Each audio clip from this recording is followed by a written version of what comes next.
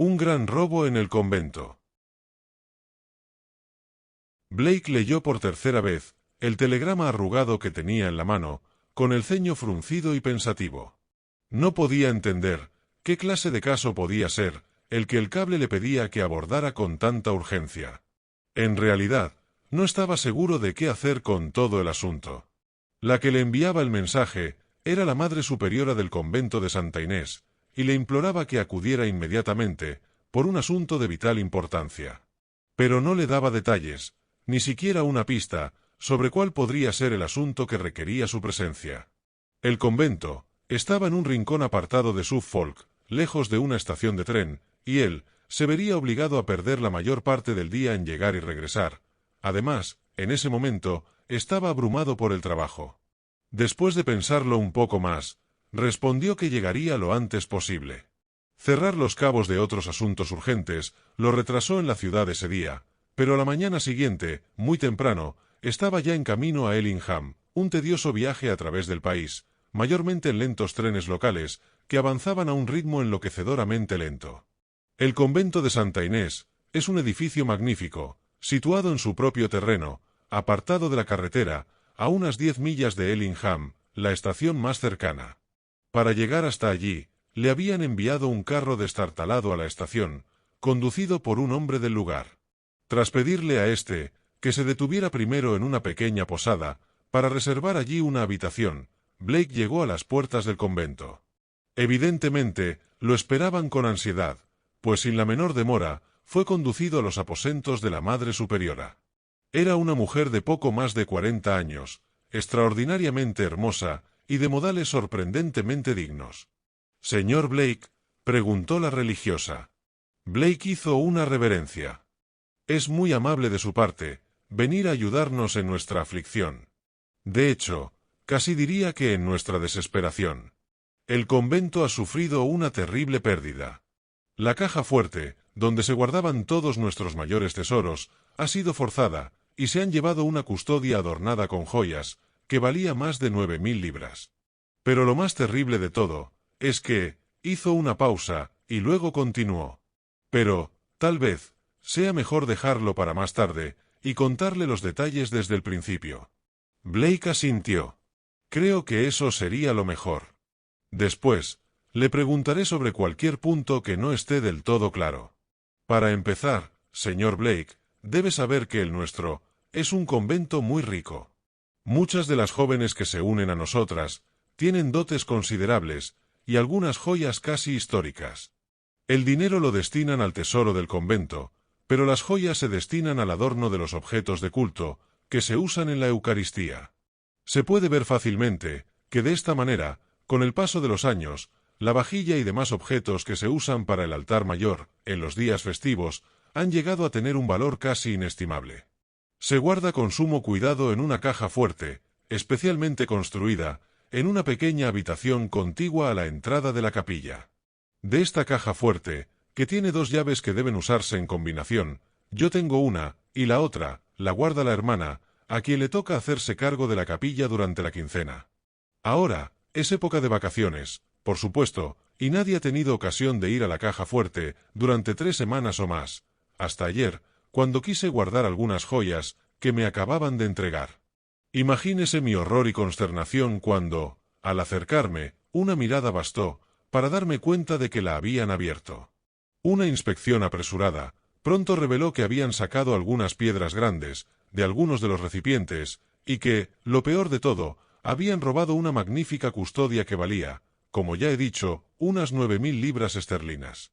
¿Podría darme una descripción más detallada de ese objeto?, preguntó Blake.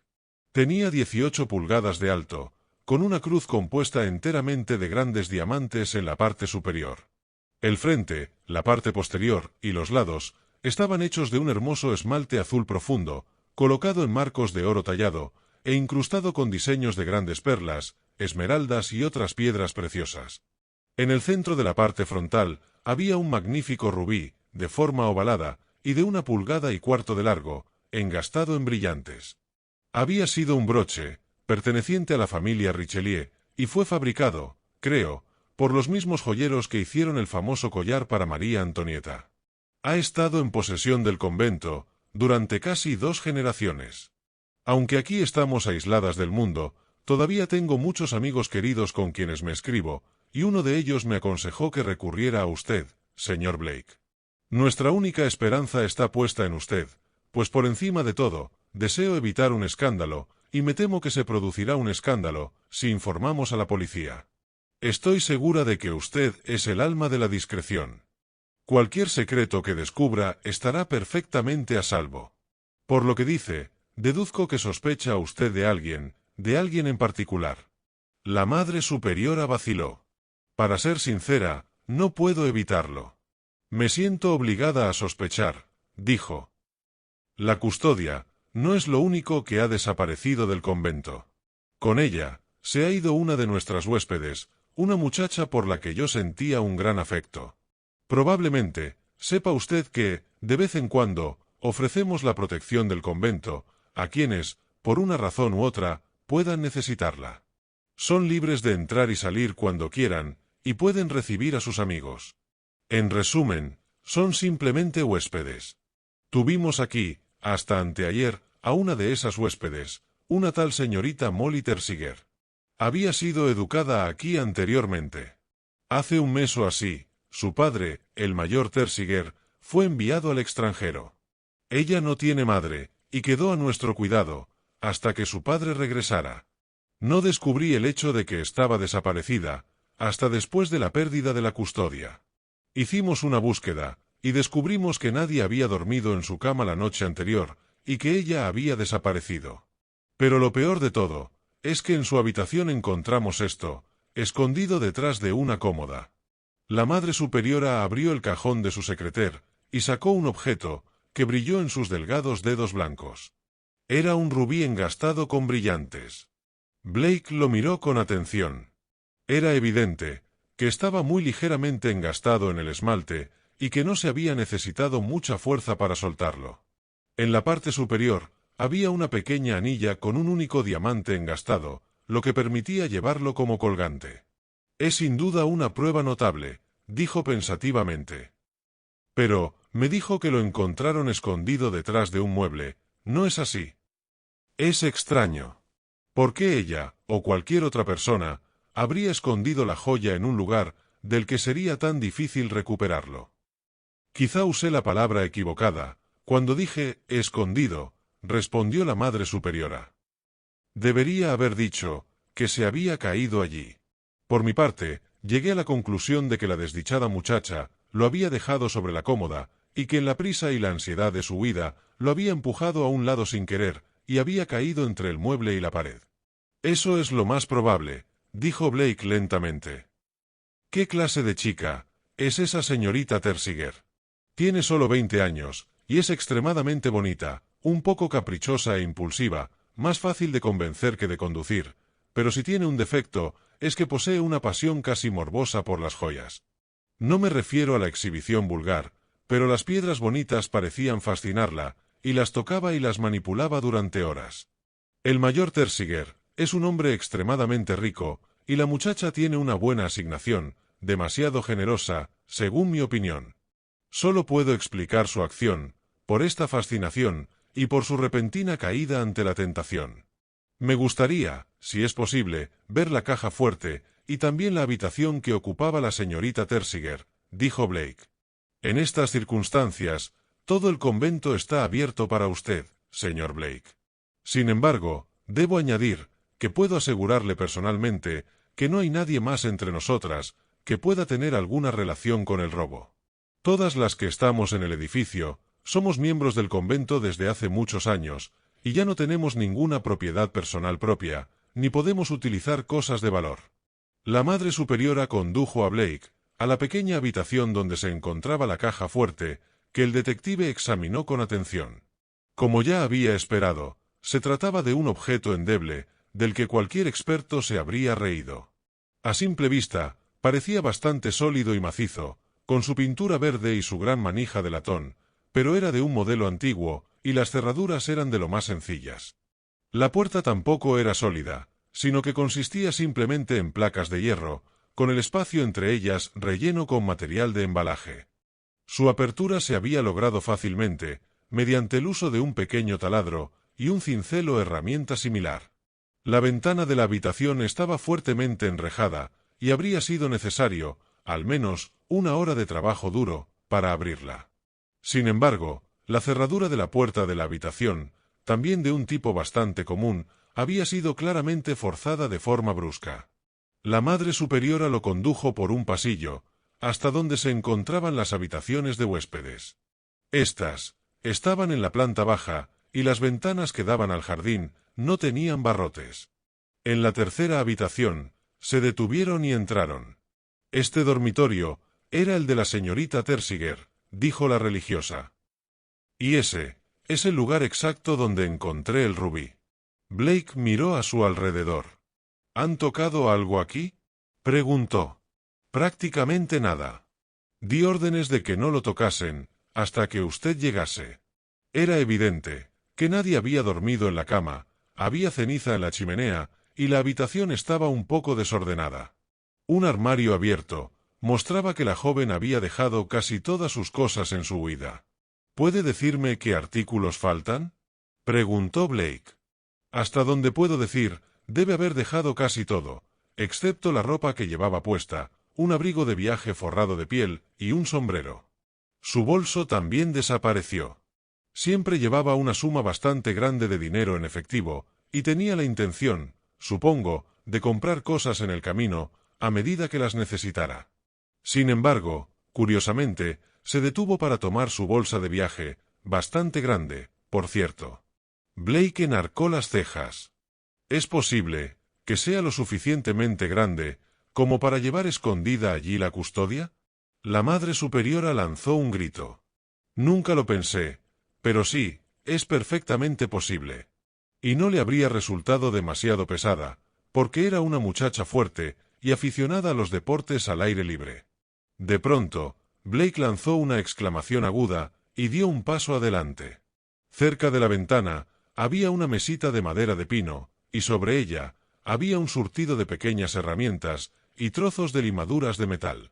En un cajón había una pieza inacabada de metal y esmalte, y justo al fondo, escondido en un rincón, un cincel de fabricación más robusta. Le mostró a la religiosa la pieza inacabada. ¿Quién hizo esto?, preguntó gravemente. La superiora sonrió un poco tristemente. Molly Thesiger, en persona. Es un buen trabajo, ¿no? Era su gran afición, ha expuesto en exposiciones con mucho éxito. Fue idea suya, me dijo, hacernos algún pequeño objeto para la capilla, como recuerdo de su estancia aquí. Quien pudiera hacer la mitad de esto, no tendría ningún problema en abrir su caja fuerte, dijo Blake. Y además, mire esto. Tome mi lente, por favor, lo verá más claro. Le entregó el cincel. El filo estaba desafilado, y en la parte posterior y los costados del acero había manchas de pintura verde, la pintura de la puerta de la caja fuerte. Cogió el pequeño taladro de metal, que también estaba en el mismo estado. Los dejó con un suspiro, y continuó su búsqueda. En la chimenea había cenizas carbonizadas de papel, evidentemente quemado a toda prisa. Como suele suceder, todavía se podían leer algunas palabras en el papel quemado. El tercer trozo que examinó Blake, un simple fragmento hecho jirones, tenía en su interior, de forma tenue pero clara, las palabras: «Te envío un colgante de rubí para...». El papel, casi convertido en ceniza, se rompió en esa parte. Más abajo, venía otra línea incompleta: «Me voy al Cont, me atrapan». Señaló las palabras, y preguntó: «¿Reconoce usted la escritura?». La Madre Superiora dejó escapar un suspiro. «Es de ella», dijo en voz baja. «Señor Blake, ¿a quién le habrá escrito de esa manera? ¿Es posible que alguien, una persona sin escrúpulos, se haya apoderado de ella y la haya engañado deliberadamente para que hiciera eso?». Blake se acercó a la ventana, la abrió y miró hacia afuera. Apenas había 1,5 metros de altura. En un clavo oxidado del alféizar había un trozo de tela de tuit gris, del tipo que se usa para hacer faldas campestres. Debajo, en el macizo de flores, había una huella clara de un zapato de mujer. La comparó con una que había junto al armario. Una mirada le bastó. He visto todo lo que necesitaba aquí, dijo, y el tiempo apremia. Le telegrafiaré, en cuanto tenga noticias.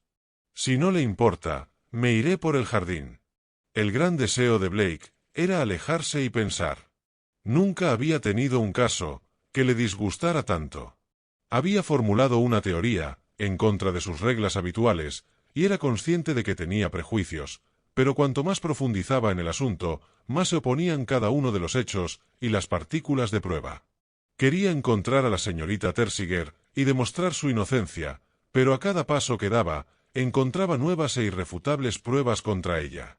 Mientras escalaba el muro bajo del jardín del convento, siguiendo instintivamente la ruta que intuía que ella debía haber tomado en su huida, se topó con una nueva pista. Casi inconscientemente, había estado examinando la superficie de la vieja pared del convento, en busca de un ladrillo con un borde desgastado, o un trozo de mortero desmoronado, que indicara el lugar por donde alguien podría haber trepado. Y efectivamente, un poco a la derecha lo encontró. Es más, descubrió que el lugar había sido utilizado, no una ni dos veces, sino varias veces. Y debajo de un arbusto cercano, descubrió un pañuelo, empapado por la lluvia, con las iniciales MT. Había llovido un poco después de medianoche, la noche anterior al descubrimiento del robo, y no había vuelto a llover desde entonces. Era evidente, pues, que la señorita Thesiger había logrado escapar, antes o alrededor de esa hora, y con igual claridad, había recurrido, en varias ocasiones, a ese modo subrepticio de salir del recinto. Había traído consigo del convento una fotografía de la muchacha, para identificarla, además del cincel y el taladro manchados de pintura, y el trozo de tuid. Fue a su habitación en la posada, y pasó una hora tranquila pensando en el caso. Lo mirara como lo mirara, no había ninguna luz especial sobre el asunto. Todos los hechos parecían apuntar directamente a la culpabilidad de la muchacha, y sin embargo, Blake sentía que si era culpable, en cualquier caso debía haber tenido alguna razón válida para sus acciones, y que el motivo era desinteresado. Al final, desesperado, renunció a todos sus intentos por ver claro, y bajó al salón de la posada. Allí, se sentó a hojear un periódico, y a escuchar distraídamente a los chismosos del pueblo, que conversaban entre cerveza y cerveza.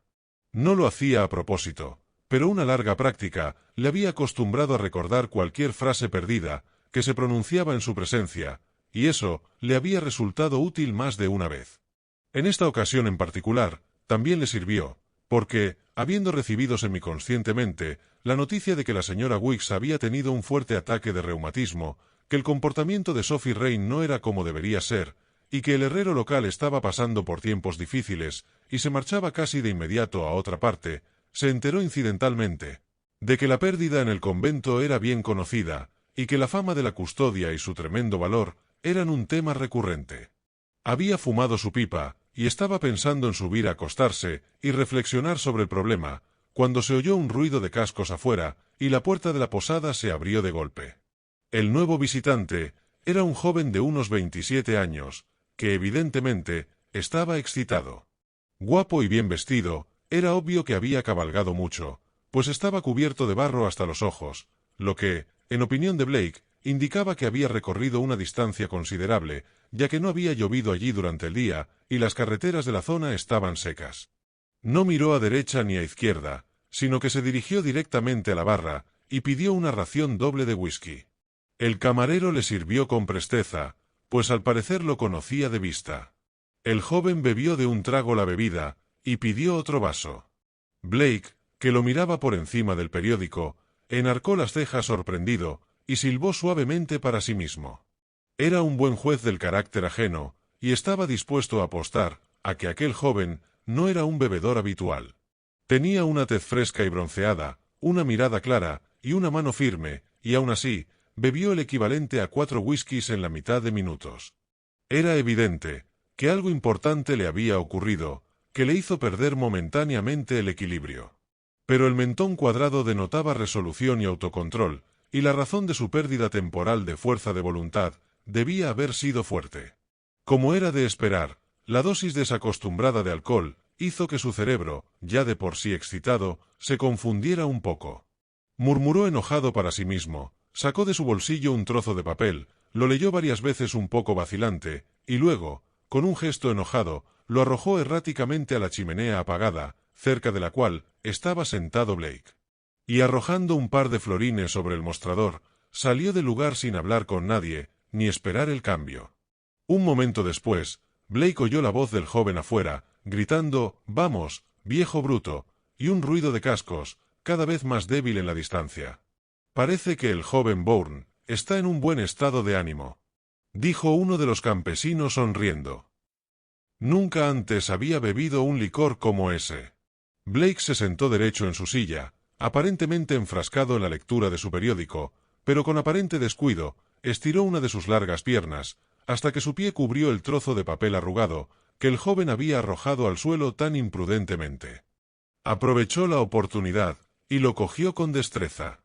Lo abrió y vio que era un impreso telegráfico extranjero, escrito a máquina, como era habitual, en finas tiras de papel azul adheridas al propio impreso. Decía lo siguiente: Cyril Bourne, de Towers, Ellingham. Ya llegó. No intentes contestar la última comunicación. Final. M. El despacho había sido enviado desde Middelburg, en Holanda, y no había duda de que la firma M representaba a Molly Thesiger. Esa fue la primera pista que tuvo Blake sobre la historia que había detrás. ¿Quién era el caballero que entró y salió con tanta prisa? Le preguntó Blake al hombre que estaba detrás de la barra. Es el joven señor Bourne, de Ellingham. Parecía muy alterado por algo. Un poco salvaje y exaltado. Me han dicho que a veces él y Sir Philip, su padre y su hermano mayor, tienen peleas terribles, y Sir Philip ha jurado echarlo de la casa. Dios mío. ¿Y eso por qué? Preguntó Blake. Bueno, señor, al señor Cyril le gusta arriesgarse un poco con los caballos, y ha perdido mucho dinero en las carreras. Vaya, dijo Blake. Y justo en ese momento, entró un nuevo grupo de clientes, y se sumergió una vez más en su periódico, pero con los ojos y los oídos alerta. Si Cyril Bourne estaba en apuros económicos, y Molly Thesiger estaba enamorada de él, eso le daba un cariz nuevo a las cosas. Estaba convencido de que el hombre era por naturaleza un tipo agradable y honesto, pero la amarga experiencia le había demostrado, una y otra vez, que el instinto de juego, el temperamento irascible y el amor, combinados, habían arruinado a muchos hombres, y mujeres también, cuyo instinto les hubiera hecho seguir naturalmente una vida recta. Blake se levantó por fin, y fue a su habitación para acostarse, pues tenía intención de estar en Harwich temprano por la mañana. Estaba claro que, inocente o culpable, el único deseo de la señorita Thesiger había sido irse lo más rápido posible. Harwich era el puerto más cercano, y desde allí salían barcos constantemente a Amberes, con Holanda al otro lado del río. Y Holanda, como todo el mundo sabe, es el mejor país para deshacerse de piedras valiosas, pero de dudosa procedencia. Blake se levantó temprano, y tras hacerse con el caballo y el carro del convento, los llevó él mismo, rápidamente, a casa del herrero, para que le arreglaran una herradura suelta. Mientras el herrero efectuaba su trabajo con indudable destreza, Blake se apoyó contra la pared de la fragua, fumando un cigarrillo. «Parece que tiene usted mucho trabajo, ¿verdad?», le preguntó Blake al herrero. «Bueno, no tanto como quisiera, señor», respondió el hombre. «Pero no me quejo». Blake asintió, pensativo, y no dijo nada más. Lo primero que hizo al llegar a Harwich fue enviar un largo telegrama cifrado a un amigo suyo en la ciudad, un tal señor Dab. Después se dirigió a Flushing, donde tomó un barco, y luego un tren ligero hasta Middelburg. Estuvo en la ciudad una media hora, haciendo algunas cautelosas averiguaciones, y cuando doblaba una esquina hacia la plaza del mercado, se encontró cara a cara con Cyril Bourne. Sin embargo, este Cyril Bourne era muy distinto del joven de aspecto elegante que había visto 1 o 2 días antes. Estaba demacrado, desaliñado y sin afeitar. Sus ojos enrojecidos revelaban una terrible falta de sueño, y su rostro estaba demacrado y tenso, por una ansiedad profundamente arraigada. Por supuesto, el joven no conocía a Blake, y a éste no le resultó difícil seguirlo sin ser detectado. Sin embargo, al poco tiempo, se hizo muy evidente que, Aunque el joven buscaba a la muchacha desaparecida, no tenía idea de su paradero, ni sabía qué camino seguir, pues vagaba sin rumbo fijo. Por fin, entró en un café del muelle, y pidió un panecillo y un café. Blake se sentó en la mesa de al lado, y pidió también un café en holandés. Luego, fingiendo buscar algo en sus bolsillos, lanzó una exclamación apresurada en inglés. El hombre más joven se giró bruscamente. «¿Es usted inglés?» «Gracias a Dios. Espero que tenga la amabilidad de ayudar a un compatriota, ya que veo que habla usted esta jerga infernal. He venido aquí, por un asunto muy urgente, una cuestión de vida o muerte, y no consigo que nadie entienda ni una palabra de lo que digo. Me llamo Bourne, y ayer llegué desde Suffolk, vía La Haya». «Le ayudaré encantado», dijo Blake cortésmente. «Yo mismo llegué de allí esta mañana. Ahora que lo menciona, me parece que le vi, en una pequeña posada donde me alojaba, cerca del convento de Santa Inés». Bourne saltó en su asiento. «Pero es una coincidencia extraordinaria. Estoy buscando a una gran amiga mía, que abandonó el convento inesperadamente. Está aquí, en algún lugar, sola, y temo que esté enferma o en apuros. También yo estoy buscando a la señorita Thesiger», dijo Blake en voz baja. «Dios mío. ¿Qué quiere decir? ¿Qué tiene usted que ver con ella?» «Estoy aquí, en representación de la Madre Superiora del convento, para intentar persuadir a la joven de que regrese». «Pero, ¿la ha encontrado? Rápido, hable». Blake sonrió. «No la he encontrado. Espero hacerlo, aunque estoy empezando a sospechar que es una joven mucho más inteligente de lo que pensé al principio, y muy valiente. Señor Bourne, si tiene la amabilidad de contarme su versión del asunto, le estaré muy agradecido, y probablemente podré ayudarlos a usted y a ella. Mi nombre es Blake, Sexton Blake, y le aseguro que me preocupa el bienestar de la señorita Thesiger». «¿Es usted el hombre sobre el que siempre se lee en los periódicos?» Blake asintió. «Soy yo quien se ocupa de saber cosas. Sé, por ejemplo, que usted y la señorita Thesiger están prácticamente comprometidos». «Lo estuvimos», corrigió el señor Bourne con cierta amargura. «Mire, será mejor que le cuente toda la historia, y si usted puede entenderla, quizá pueda ayudarme a que la entienda yo también. La señorita Thesiger y yo estamos prácticamente comprometidos desde hace un par de años, pero resulta que ella es una rica heredera, y yo soy el hijo menor de una familia prácticamente arruinada.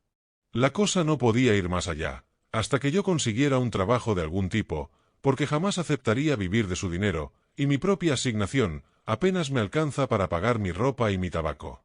Bueno, eso se sobreentendía, aunque ella insistía en que aceptara una parte de lo que le pertenecía, lo cual no era posible. Yo solía ir a verla al convento y, bueno, no sirve de nada decirle la mitad de la verdad. También solía verla, cuando las monjas no estaban, trepando el muro y hablando con ella a través de la ventana». Blake rió suavemente. «Eso lo explica todo», susurró. «Bueno, ambos éramos muy felices», continuó Cyril Bourne. «Excepto por el hecho de que mi trabajo no parecía ser fácil de conseguir. Hasta hace 4 o 5 días, cuando vi por casualidad, en una tienda de curiosidades del pueblo, lo que parecía una especie de joya de juguete bastante bonita, no valiosa, ya sabe, pero pintoresca. A Molly le encantan las joyas y las cosas antiguas, así que entré en la tienda y pregunté cuánto costaba. El viejo de la tienda me pidió 15 chelines por él. Me pareció un buen precio, por un trozo de cristal de colores. De todos modos, el precio no importaba, si a ella le gustaba, y decidí comprarlo. El tipo de la tienda me contó que aquella joya le había llegado de manos de un muchacho que la había recogido en la calle y le había pedido por ella medio soberano. Para resumir la historia, envolví la joya en una nota y se la envié a Molly. Y ahora viene lo más extraordinario. Al día siguiente, recibí una carta, larga e incoherente, en la que me preguntaba cómo había podido hacerlo. Decía que casi se había vuelto loca, que me la devolvía, y que no debía volver a verla nunca más. No supe a qué se refería, porque, de hecho, no me devolvió nada. Por supuesto, me di cuenta de que había sucedido algo grave, y fui de inmediato al convento, solo para enterarme de que ella se había ido de allí a toda prisa. Me quedé estupefacto, como puede imaginar. Pero anteanoche recibí un cablegrama, desde aquí, que decía, no intentes responder, definitivo. Blake se rió entre dientes. Supongo que no sabe que esa piedra que usted le envió a la señorita Thesiger y que compró por unos pocos chelines, fue robada, o de hecho, cayó accidentalmente de la custodia del convento, que fue robada, y probablemente valía cerca de 1000 libras. «¡Dios mío!», exclamó Bourne estupefacto. «¿Lo dice en serio?». Blake asintió. «Pero entonces, no querrá decir que ella piensa que yo lo robé». «Supongo que tenía una razón muy concreta para pensarlo», dijo Blake con gravedad. «Y ahora, si me promete que se quedará aquí esperándome, durante, digamos, un par de horas, no tengo ninguna duda de que podré aclarar las cosas». Blake era muy conocido por la policía holandesa. Y como el registro de visitantes se aplicaba estrictamente, unas cuantas indagaciones telefónicas pronto revelaron que una joven inglesa, que correspondía exactamente a la descripción de la señorita Thesiger, había llegado a Middelburg, con solo una bolsa de viaje como equipaje. Y después de pasar una noche en el Hotel Curón, se había dirigido al pequeño pueblo de Ver, a 6 millas de distancia, un lugarcito de aspecto aislado, a orillas del Escalda Oriental. Blake había enviado previamente un cable al señor Dabb, y antes de que transcurrieran las 2 horas, había recibido una respuesta breve y cifrada, que evidentemente le agradó. 2 minutos después, él y el señor Bourne conducían por la carretera recta, hacia Ver. La única respuesta que dio Blake a las preguntas del joven fue esta: «Espere y verá». Al llegar a la posada, le pidió a su compañero que esperara en el coche, mientras él entraba. Una breve conversación con el posadero aclaró las cosas, y subió las escaleras como le habían indicado, y llamó a la puerta de una pequeña, pero limpia sala de estar. «Adelante, pasen», dijo una voz apática. Y Blake entró. La señorita Thesiger, porque era ella, se puso de pie de un salto, con el rostro blanco como una sábana. «¿Qué quiere?», preguntó ella con brusquedad. «¿Es usted inglés?». «Sí, señorita Thesiger», dijo Blake. «Quiero que vuelva a Inglaterra conmigo». Un violento temblor se apoderó de ella, y Blake temió que se cayera, por lo que dio un paso hacia adelante. Ella se encogió, y de repente, levantó la cabeza, mirándolo desafiante, y extendió sus delgadas muñecas blancas hacia él. «Iré con usted», dijo. «Cumpla con su deber, cuanto antes. Supongo que tendré que sufrir la humillación de que me esposen». Blake meneó la cabeza sonriendo. «No es necesario», dijo. «Solo estoy aquí para servirle de correo. Mientras tanto, le traigo una buena noticia. Es un cable que acabo de recibir de Inglaterra. Lo descifraré para usted». Y le tendió un trozo de papel que llevaba escondido en la mano, detrás de la espalda. En él se leía: «Herrero arrestado, custodia a salvo». La señorita Thesiger se llevó las manos a la cara y lanzó un grito. «No lo entiendo. ¿Qué significa? Creí que había venido a arrestarme». «De ningún modo. El culpable ya ha sido arrestado, y el señor Bourne no tuvo tampoco nada que ver con el robo de la custodia». Ella lo miró con ojos horrorizados. «Pero, el rubí. ¿Cómo pudo?». «Además, yo lo vi la noche anterior. Lo vi con mis propios ojos», gimió. «O eso creía usted», dijo Blake. Y valiente y generosamente intentó engañar a todos, para que pensaran que lo había cogido. «Creo que puedo explicarle, exactamente, lo que pasó. Recibió el rubí por correo, de parte del señor Bourne, y reconoció de inmediato que esa piedra formaba parte de la custodia. En un ataque de miedo, bajó corriendo para comprobarlo, y descubrió que habían forzado la caja fuerte. El señor Bourne tenía la costumbre de trepar a veces el muro del convento y desearle buenas noches desde la ventana.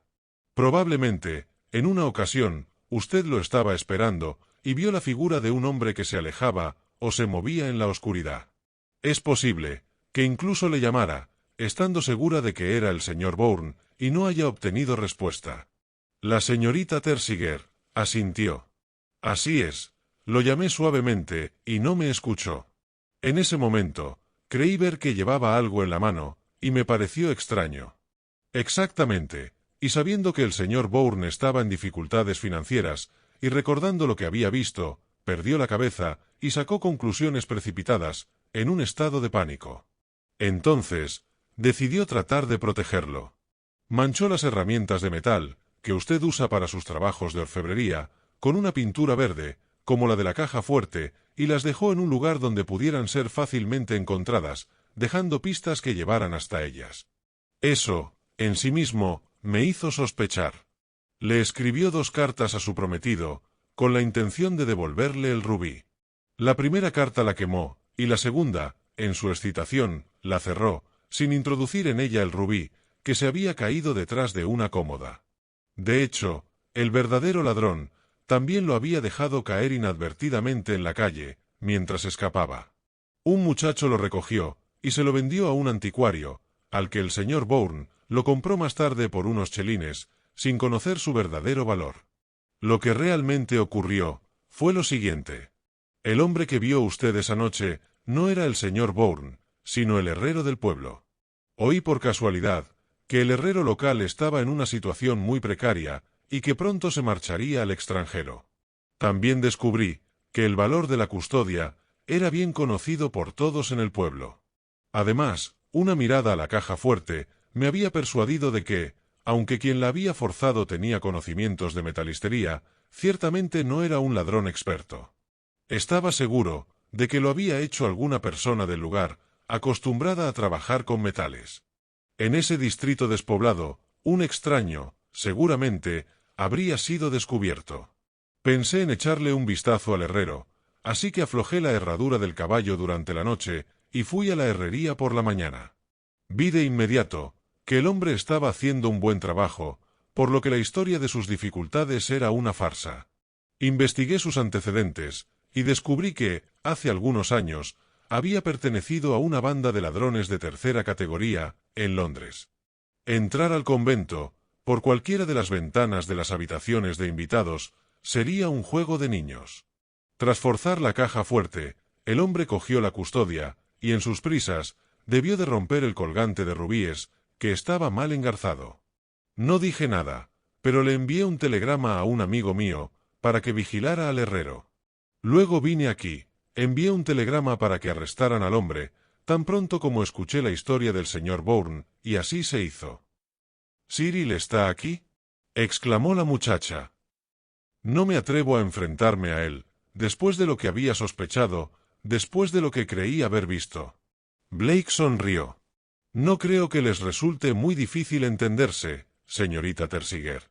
Por lo que he visto del caballero, necesita urgentemente una palabra amable. El señor Bourne está abajo esperando, le haré subir de inmediato. Les dejaré solos, para que puedan explicarse el uno al otro. Pero no se entretengan demasiado en sus explicaciones, pues debemos tomar un barco para regresar a Inglaterra. Tras observar con una sonrisa, como Cyril Bourne subía precipitadamente las escaleras, para reunirse con la señorita Thesiger, Sexton Blake se sentó en el salón de la posada, junto a la chimenea, y encendió su pipa. Estaba satisfecho, todo había salido tal como esperaba.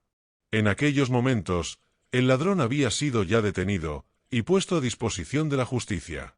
Los tesoros robados serían inmediatamente devueltos al convento, a donde pertenecían, para descanso de la Madre Superiora.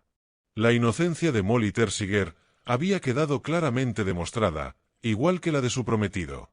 Ambos eran 2 buenos muchachos, como él intuyó desde el principio. Se alegraba de haber podido ayudarlos. Y tal vez podría hacer algo más por ellos. De vuelta a Londres, Blake se dijo que trataría de mover algunos hilos, entre sus influyentes conocidos, para que el joven Bourne encontrase una buena colocación, que le permitiera establecerse y casarse con su prometida. Sí, pensó el detective, exhalando el humo de su pipa con satisfacción, bien está, lo que bien acaba. Fin.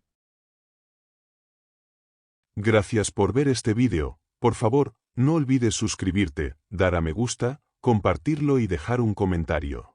Si te ha gustado este relato, Puedes encontrar más audiolibros en nuestro canal, Homo Lector.